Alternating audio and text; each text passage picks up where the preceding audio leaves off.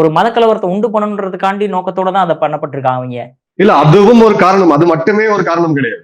நம்ம நல்லா கவனிக்கணும். இது வந்து அவங்க மத பிரச்சனையை கிளப்புறதுக்காக மட்டுமே இதை செய்தாங்க. அடிப்படை காரணங்கள் நான் ஏற்கனவே உங்களுக்கு சொல்லியிருக்கேன். இதுல நம்ம கொஞ்சம் உஷாரா இருக்கணும். உணர்ச்சி வசப்பட்டு வாட்ஸ்அப்ல வரக்கூடிய போட்டோக்களை ஷேர் பண்றது. நம்ம இது இனிமே நீங்க வந்து பாத்தீங்கன்னா பல நாடுகள்ல இந்தியாவுக்கு எதிரான ஐடி செல் ஒர்க் பண்ணிட்டு இருக்காங்க. எப்படி அரசியல் கட்சிகளுக்கு இருக்கோ இதே மாதிரி இந்தியாவுக்கு எதிரான பல சக்திகள் இருக்கிறாங்க, ஒர்க் பண்ணிட்டு இருக்காங்க.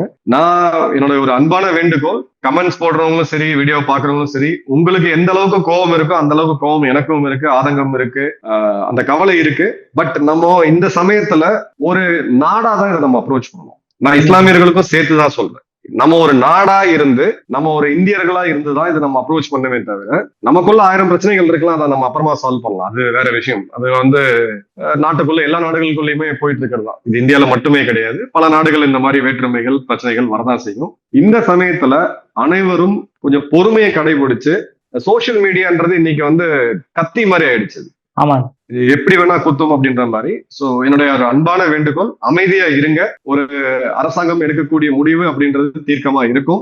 பாகிஸ்தானை எப்படி ஹேண்டில் பண்ணணும் அப்படின்றது நமக்கு நல்லாவே தெரியும். அதற்கான தேர்ந்த ஆட்கள் இருக்கிறாங்க. பட் நிச்சயமா இந்த தாக்குதல் நடந்ததுக்கு இதில் சம்பந்தப்பட்டிருக்கக்கூடிய, இதோடைய பொறுப்புல இருக்கக்கூடிய உயர் அதிகாரிகள் இவங்க எல்லாரும் பதில் சொல்லிதான் ஆகணும். அதுல மாற்று கருத்தே கிடையாது. Government is answerable and accountable.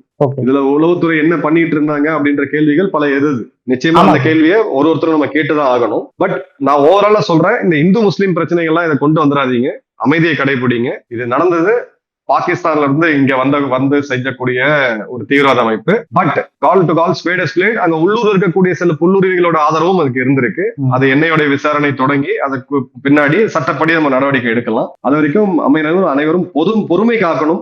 அவசரப்பட்டு வாட்ஸ்அப்ல வரதெல்லாம் நீங்க ஃபார்வர்ட் பண்ணீங்கன்னா அது விசாரிக்காம இன்னைக்கு பழைய போட்டோஸ் பழைய இதெல்லாம் எடுத்துட்டு வருவாங்க. கொஞ்சம் உணர்ச்சி வசப்படாம இருங்கன்றதுதான் என்னுடைய தாழ்மையான வேண்டுகோள்.